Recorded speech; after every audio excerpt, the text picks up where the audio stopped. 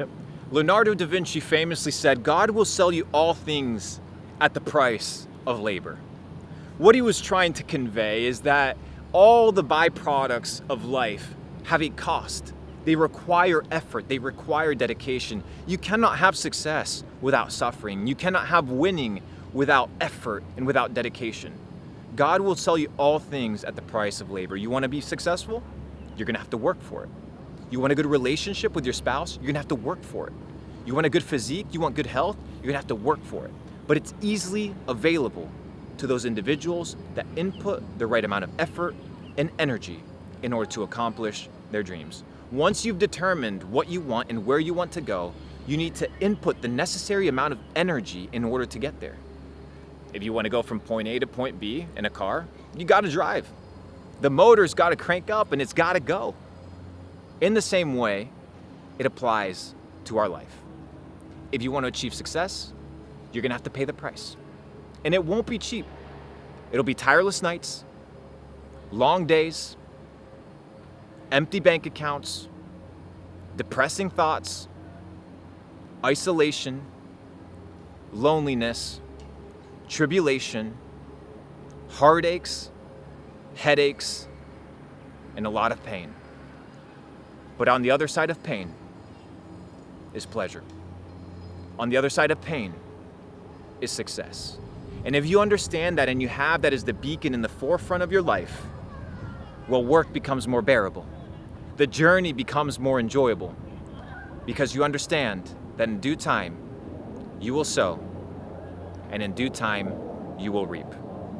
So as a man thinketh in his heart, so is he. Abraham Lincoln famously said, if I had 6 hours to cut down a tree, I would spend the first 5 sharpening the axe. What Abraham Lincoln was trying to convey is that in preparation, the battle is won. In the sharpening of the tools and in the development of yourself, things become a lot easier to accomplish. I see so many people hustling and going out there with no skills, no refined process, and then they fail. And then they ask themselves, why is it that I haven't been able to accomplish anything great? And you begin to look at their tools and you begin to look at their toolkit, and it's empty. It's unpolished. It's unrefined. If you want to be good at business, there's essential skills that you have to learn before you go into business. Sales, marketing, customer service, logistics, human resources, all these essential skills that are polishing you away in order to become a better individual and a better entrepreneur. And I see so many people that want to skip that step.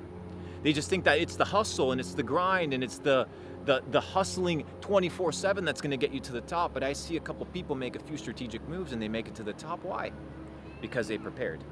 Do not fade the preparation. Do not fade the process of development, and understand that the game is won in preseason. The game is won in practice. The game is won in training. If you want to make it to the top, no shortcuts, my friend. If you want to make it to the top, you can't just hustle your way to greatness. You have to become a new person. You have to develop new skills. You have to develop a new mind and refine who you are and how you operate.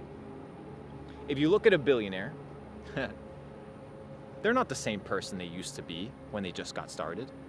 Oh, well, that's obvious, Luke. Yeah, well, what was the process that got them to a billionaire status? That is what you need to learn, and then understand what are the skills that you need to develop in order to, in some way, shape, or form, exemplify a piece of that greatness or a piece of those developed skills.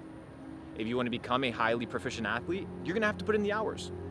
If you want to become a highly proficient chef or highly proficient musician, you're going to have to put in the hours and the work and the dedication. Nobody's going to stand or give you accolades or praise when you are unrefined and unpolished and common like everybody else. It's the same thing with business. It's the same thing with greatness. It's the same thing with accomplishing your goals.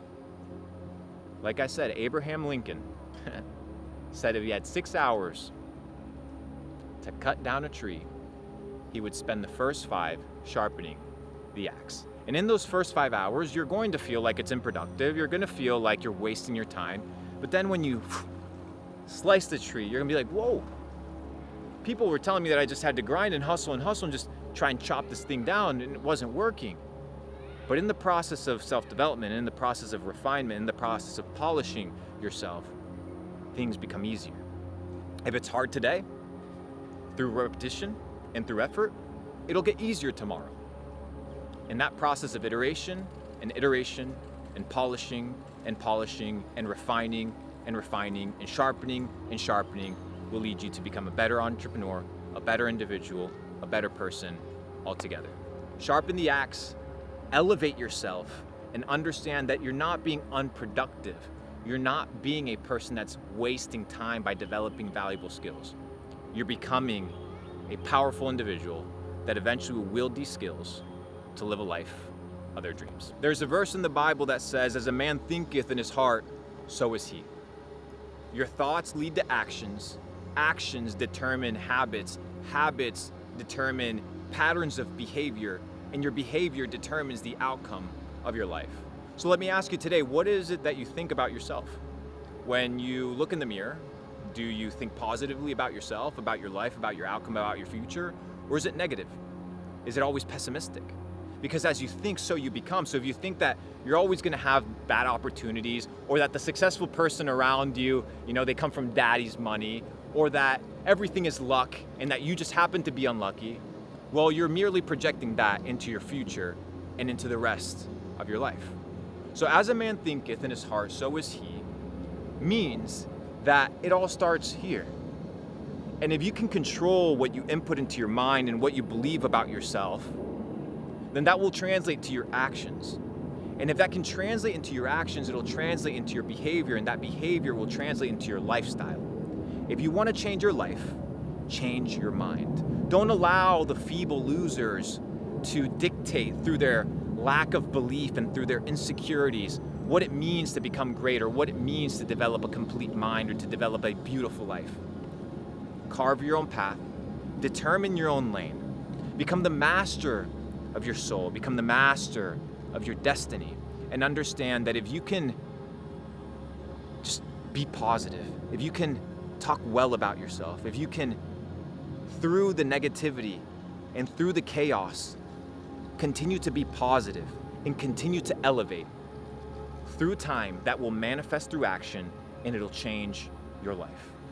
It'll take time, it'll be a process, and sometimes you will have to convince yourself, right, that it's possible.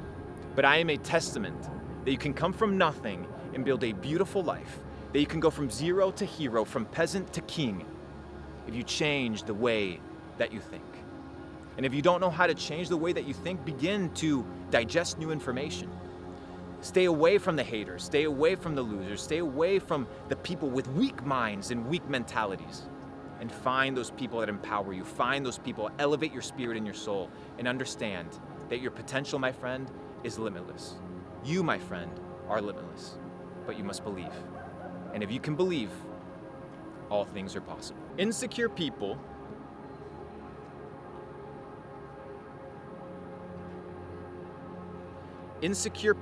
the haters, the losers, they put people down in order to build themselves up.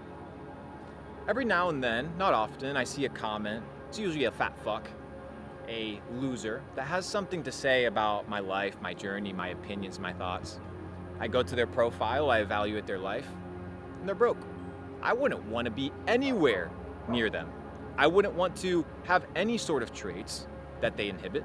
I wouldn't want any part of their life. So why would I listen to them? Imagine being so pressed at what another person is doing that you spend time commenting on the internet as if it's going to change. Parlo italiano, falo portugués, hablo español. I speak multiple languages. I've been to 60 countries. I have a 9-figure business, and you think your opinion, your comment matters? Motherfucker, listen. If your mama isn't retired, if your daddy's broke, if your bank account is empty, what the fuck are you doing talking and worrying about what another person is doing on the internet? Shame on you. Do better. Be better. Because your opinion affects me none at all. Your thoughts about me, your projections and insecurity about what other people have accomplished or done has no impact on my future. And what I've come to realize is that hate never comes from the top. It always comes from the bottom, usually from the little trolls living under the bridge. And what I've determined in my life is that if you don't put money in my bank, if you aren't going to be at my deathbed, if you aren't elevating me consistently and constantly, then your opinion is worthless and useless.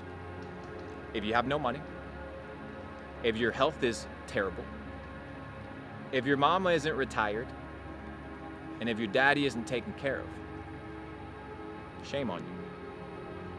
Especially if you're wasting time on the internet talking about other people who don't even know you exist. Instead of getting pressed, instead of getting jealous, and instead of projecting your insecurities and your bullshit on another person through internet forums, look at yourself in the mirror and ask, how can I change? How can I become better? How can I stop fucking wasting my time and my life? And how can I be proactive towards a better, more fruitful endeavor? My life is set. I come from the trenches. I come from Argentina. $200 in a motherfucking suitcase. Pressure wash basketball courts, clean toilets, flip motherfucking wings, toss them there behind the kitchen, worked in a dish pit, all the way to building a multi-million-dollar business. And none of it was done by listening to motherfucking haters and losers on the internet. And to my lovers, to my fans, to the people that follow me, remember one thing. On the way to success, on the path to the top, you're gonna have these little pebbles, these little minuscule worms in the way that will have something to say, but it doesn't matter. Their opinion is obsolete. Their opinion is irrelevant. On the way to success, the hate is inevitable, but let the losers do their thing and we continue winning.